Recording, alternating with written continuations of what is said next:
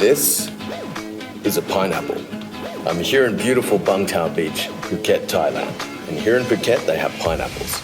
Lots and lots of pineapples. But here's the thing about pineapples.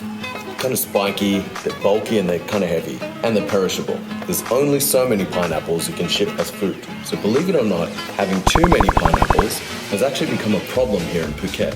So what do you do when having too much of a good thing becomes a bad thing? I'm Amer from 5 Ways to Innovate. On this channel, I share insights and stories from my 20 plus years leading innovation with some of the world's top companies, including Facebook and Deloitte Digital. You see, having too many pineapples is a classic case of a solution in search of a problem. The goal is to reinvent how pineapples are used. PKRU, a local university here, seem to have cracked the code. They've figured out how to use the antioxidants from pineapples to produce a series of acne treatments, including creams, serums, and spot treatments. Essentially what they've done is they've river jumped pineapples into an entirely new industry that's been booming thanks to the growing middle class here in Southeast Asia. Of course, Thailand is simply following a well-worn playbook. Lots of companies have also successfully reinvented themselves using this technique. Fujifilm reinvented themselves back in 2006 when they entered the cosmetic space. In a world where film and copiers had been replaced with digital photography, their core business had been decimated. The breakthrough came when they realized that the same chemicals they were manufacturing to preserve realistic colors and protect photographs from the sun's rays could similarly protect skin from the aging process. The result was Astalift, a cosmetics brand that is sold across China, Japan, Southeast Asia, and some parts of Europe. The solution in search of a problem scenario is also what led to another household name, the Post-it note. Spencer Silver famously invented a new type of glue in 1968 that could be stuck multiple times, but no one knew what to do with it, and it actually took 12 years before a colleague at 3M tried to use it for a restickable bookmark in his hymn book at church. Maybe it was divine intervention, but the sticky squares of paper soon found their way from the Sunday service to stationery cupboards around the world, selling 50 billion units a year. Whether it's pineapples, photochemicals, or paper goods, there are lessons we can all take away from these stories to help reinvent ourselves. When I first started playing in rock bands, I looked around and noticed there were about 100 people holding guitars and about 5 holding basses. So of course, I picked up the bass guitar. And to this day, I've never lost an audition.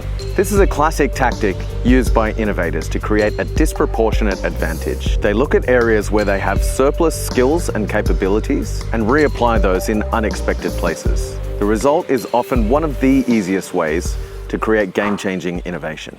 One of my recent innovation heroes is actually a fictional grandma from a foreign film. Minari is a 2020 film from Korean-American director Lee Isaac-chung that won the Grand Jury Prize at Sundance. The movie follows the Yi family who moved from Korea to rural Arkansas. The film primarily follows Jacob, the father of the family, who is hell-bent on establishing his own farm. His thinking is if he can grow Korean vegetables in Middle America, he'll have a monopoly on selling produce to the growing number of Korean migrants. While his family struggles to adjust to the isolated lifestyle on a farm in the middle of nowhere, Jacob proceeds to plow all of his time and the family's savings into the farm. Despite his best efforts, he just can't seem to catch a break. He has to spend money on hiring help and ends up paying for the expensive water supply from his own pocket. Finally, his buyer backs out at the last minute, leaving him with an expensive crop of Korean vegetables that no one wants. During all of these events, Jacob's elderly mother-in-law Sunja quietly plants a crop of her own, a small plantation of Minari seeds, a type of Korean water celery. She doesn't rush into the decision, opting to plant Minari only after discovering a small creek bed nearby that she thinks would be well suited to the plant.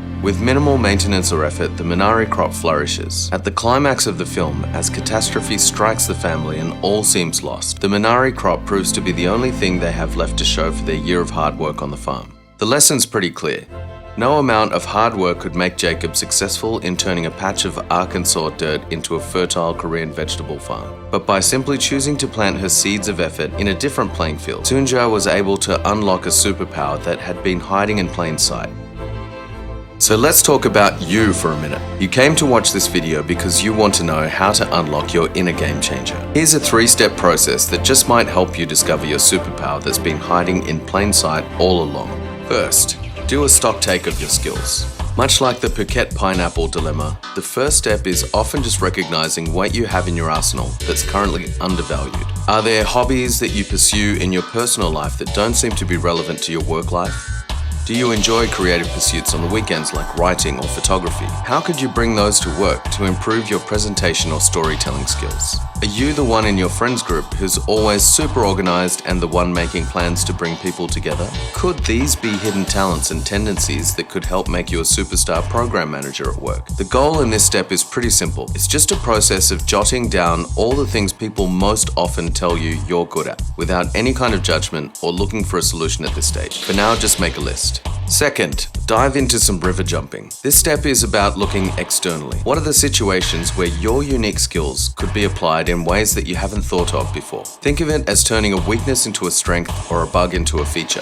Is there another role, project, or team in your company where your skills could be a game changer? Or would your skills be more applicable in an industry or company where there's less competition than your current role? The real sweet spot here is if you can identify an unexpected situation where more than one of your unique skills can be applied. Scott Adams, the creator of Dilbert, said it best in his book, How to Fail at Almost Everything and Still Win Big. Success-wise, you're better off being good at two complementary skills than being excellent at one.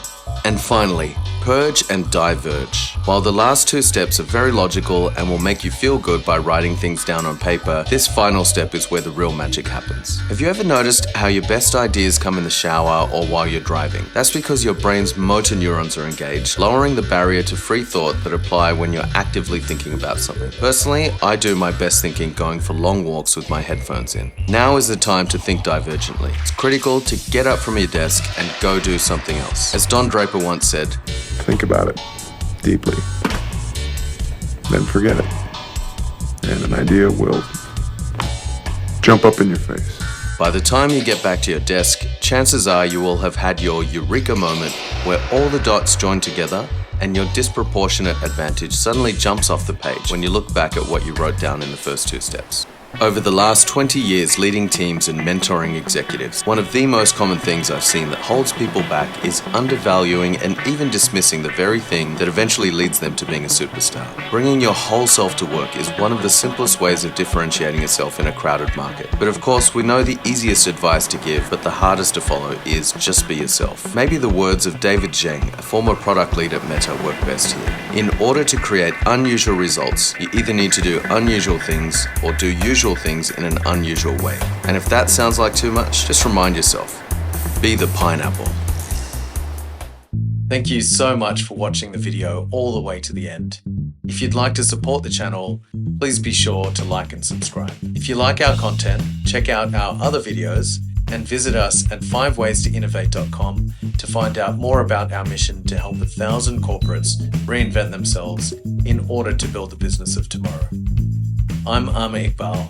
Stay tuned and I'll see you soon.